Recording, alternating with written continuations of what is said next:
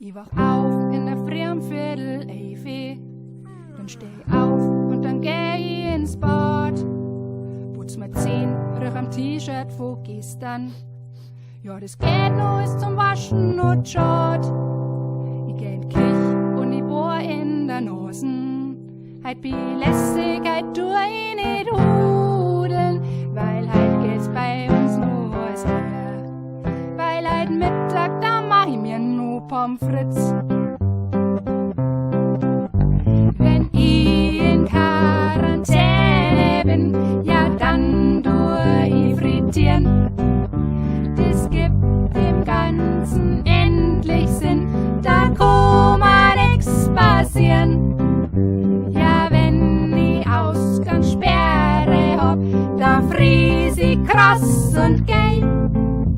Dann ist das Leben viel schöner und dann lacht die ganze Welt.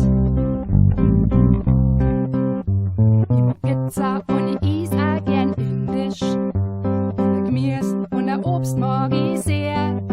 Doch in der Krise, ja nennt's mich gern kindisch. Mir frittiert was der Bofrost vorher.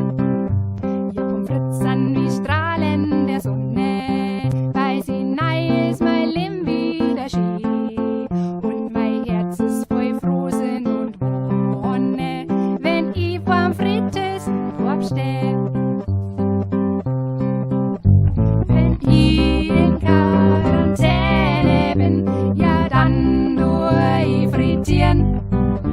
Das gibt meinem Leben wieder Sinn, da darfst du nicht genieren.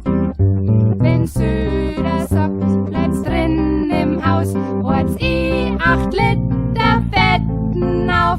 Daheim bleiben, das find ich nicht schad, weil ich hort's auf 180 Grad. Da geht's ja euch schon chillern mit eure Aktien vom Barilla und vom Hackle, aber bald ist aus, das sag ich euch so frei.